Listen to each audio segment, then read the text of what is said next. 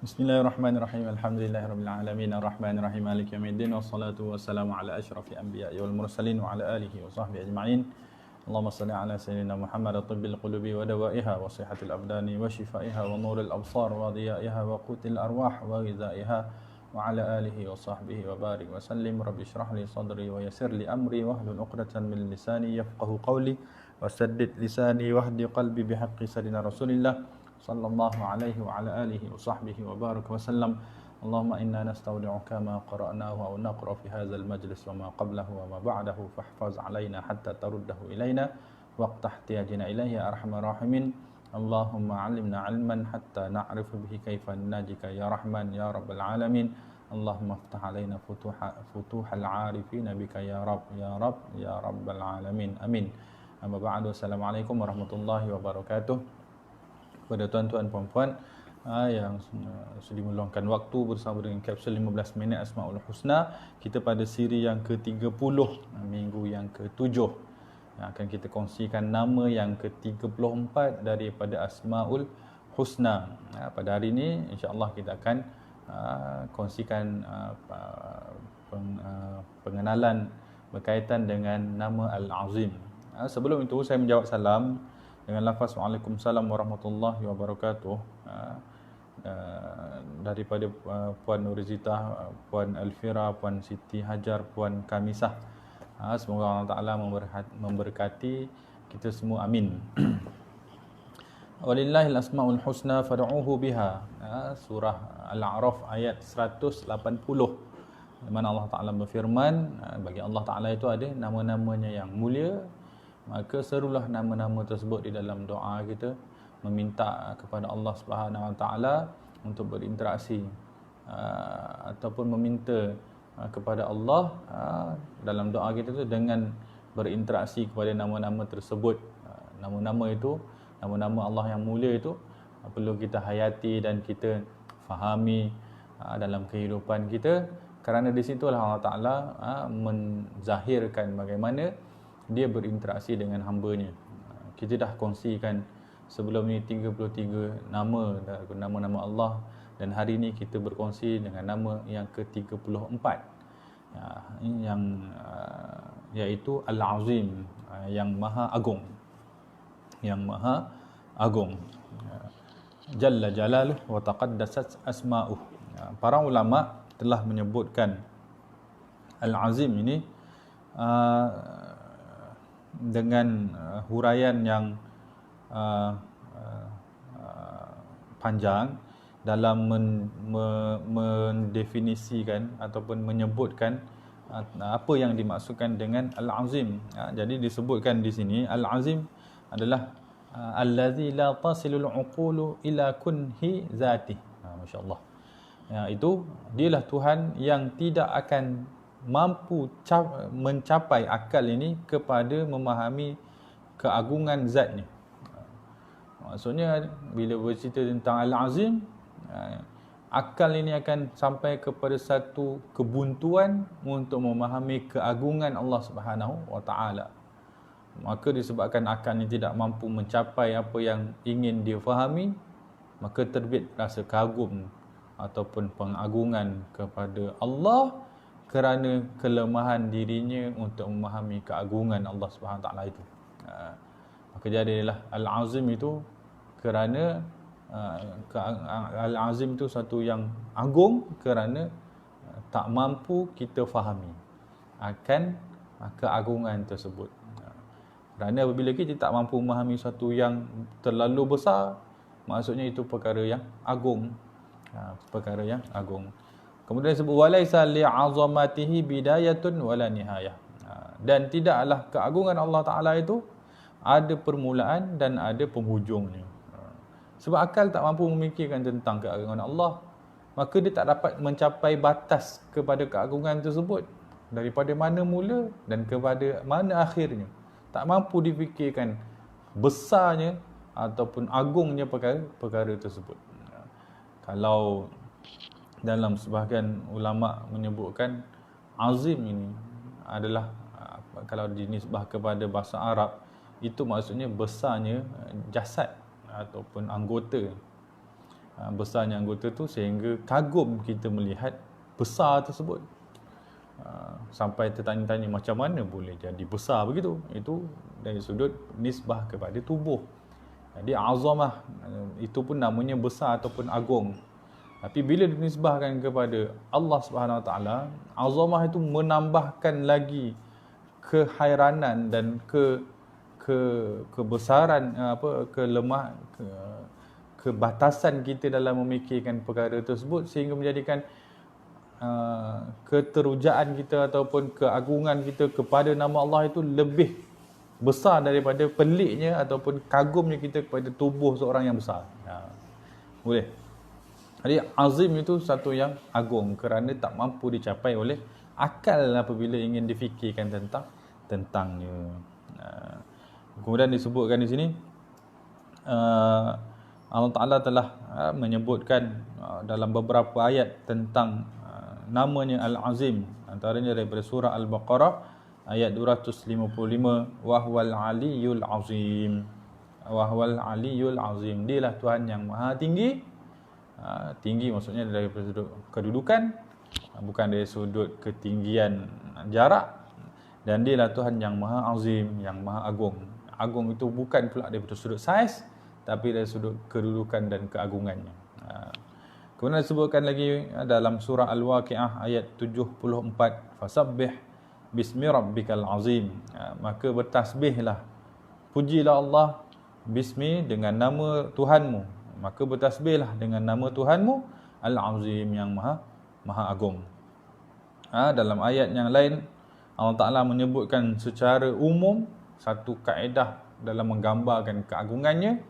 Yani Allah Ta'ala, fallahu ta'ala a'zama min kulli azim. Allah Ta'ala tu lebih agung daripada segala perkara yang kita rasakan agung ataupun kita rasakan besar, sama ada pada zatnya atau wujudnya atau ilmunya atau kekuatannya atau kekuasaannya atau kebijaksanaannya atau pelaksanaan hukumnya, sehingga Allah Ta'ala sebutkan laisa kamislihi syai'. Ini kata ulama kemuncak pemberitahuan kepada kita bahawa dia itu tidak ada yang sama sesuatu walau apa pun kepada sisi.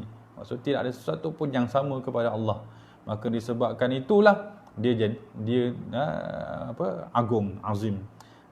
Tak tercapai akal untuk memikirkan tentang kebesaran Allah, maka di situlah keagungan Allah Subhanahu wa taala.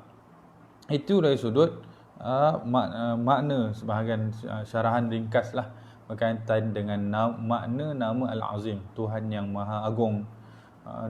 Disebabkan Allah Ta'ala tu maha hebat dari sudut pentadbirannya, maha hebat dari sudut sifatnya, maha indah, yang semuanya maha yang tinggi, yang paling maksimum, sehingga kita tak mampu mencapainya, maka kita simpulkan dengan mudah saja, itulah Allah Al-Azim.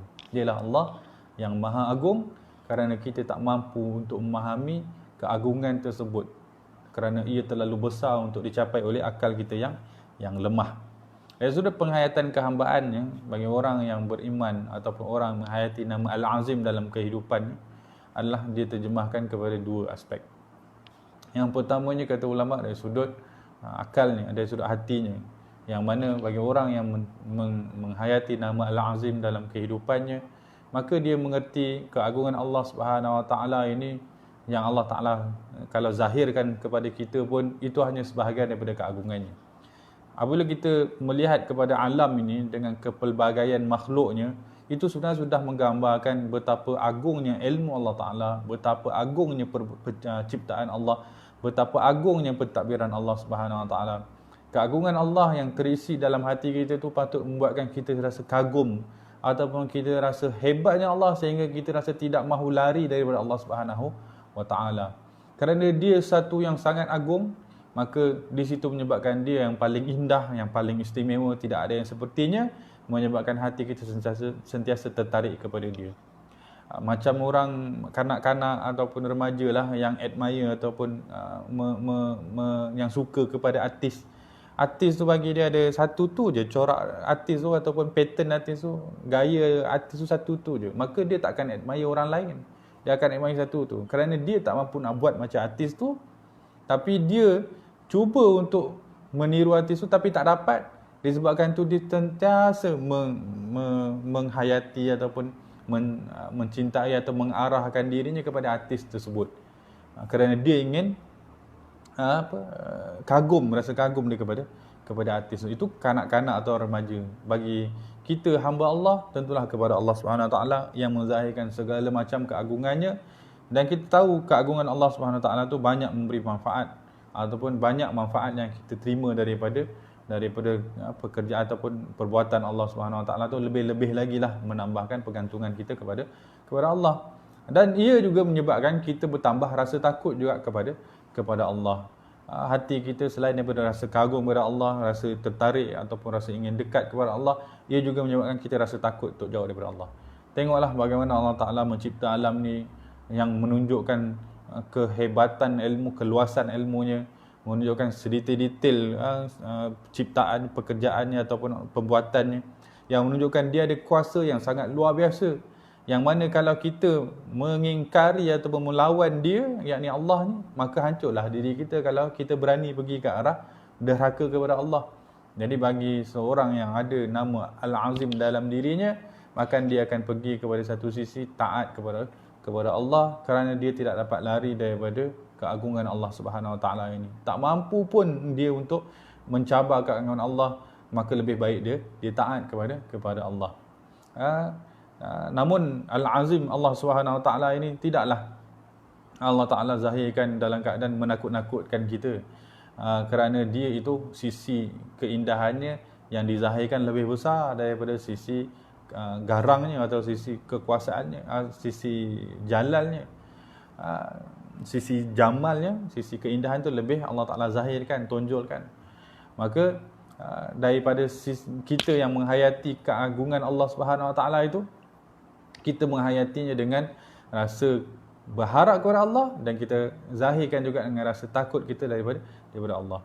Kita tahu Allah Ta'ala itu Tuhan yang maha agung, tapi dia juga Tuhan yang maha baik. Maka wujudlah dalam diri kita tu, apabila berinteraksi dengan nama Al-Azim tu, satu sisinya pergi kepada Al-Khawf, rasa takut, dan satu sisi pergi kepada Raja, rasa harap dan ingin dekat kepada Allah Subhanahu Wa Ta'ala. Yang kedua, kata para ulama, daripada sisi perlakuan ataupun kesan daripada berinteraksi dalam menterjemah, menghayati nama Al-Azim dalam kehidupan kita adalah dengan kita zahirkan bahawa Allah Ta'ala ni yang maha agung ni ada menaikkan darjat orang-orang yang dekat kepada dia, yang dia cintai.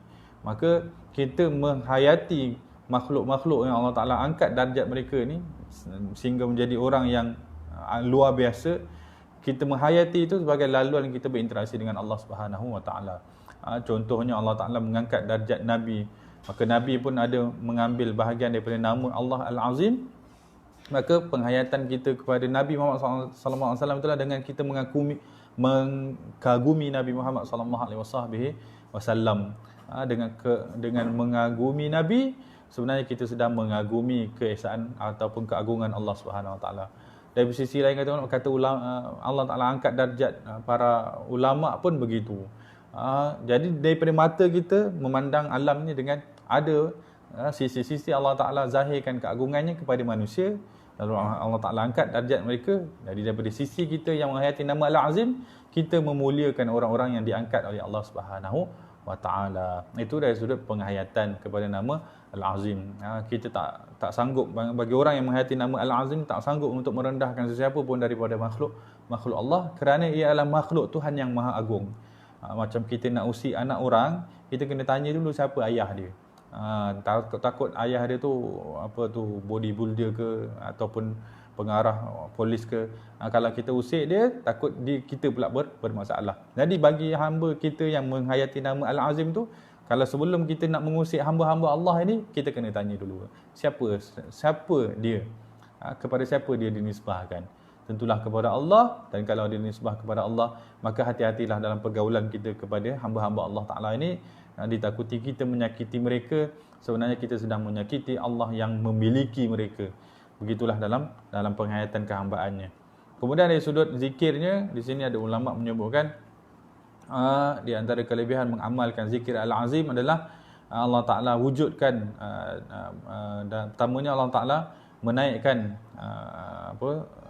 rasa kagum, mengagungkan kita kepada dia. Rasa agunglah, mengangkat. Bila kita Al-Azim, Al-Azim, tambah rasa kagum kita atau rasa mengagungkan Allah SWT dalam diri kita.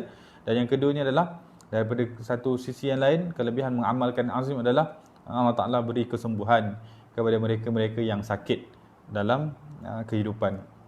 Disebutkan barang siapa yang mengamalkan nama Al-Azim, Al-Azim, Al-Azim, kemudian di sini disebutkan sebanyak 12 kali, maka ditiupkan pada tangannya, maka Allah Ta'ala bagi kesembuhan. Di situ disebutkan begitulah. Ataupun diamalkan Al-Azim, Al-Azim kepada tempat yang dirasakan sakit, maka insya-Allah antara pengalaman ataupun yang ulama amalkan adalah Allah Ta'ala bagi kesembuhan hasil daripada pengalaman ulama. Kemudian disebutkan barang siapa yang mengamalkan zikir Subhanallahil Azim wa bihamdih wala haula wala quwata illa billah 5 kali selepas solat subuh, maka Allah Ta'ala akan selamatkan dia daripada penyakit lupa, penyakit gila dan penyakit-penyakit kulit. Kemudian disebutkan juga siapa yang mengamalkan Subhanallahil Azim wa bihamdih 100 kali selepas solat Jumaat, maka Allah Ta'ala akan mengampunkan baginya 100 dosa. Itu ada hadis daripada Nabi Muhammad SAW. Dihapuskan 100 dosa, dan bagi ayahnya juga, ibu dan ayahnya juga diampunkan dosa sebanyak 1024 dosa. Itu disebut dalam hadis riwayat tersebutlah. Kelebihan mengamalkan Subhanallahil Azim wa bihamdih. Itu sahajalah untuk hari ini daripada zikir yang boleh kita kongsikan. InsyaAllah esok kita akan kongsikan nama yang lain pula. Moga Allah Ta'ala panjangkan umur kita dan berkati waktu kita, insyaAllah. Sama-sama kita berdoa kepada Allah. Moga Allah Ta'ala terima apa yang kita lakukan ini sebagai amal ketaatan dan dibalas ganjaran di akhirat kelak. Amin. Wabillahi taufiq wa hidayah. Wassalamualaikum warahmatullahi wabarakatuh.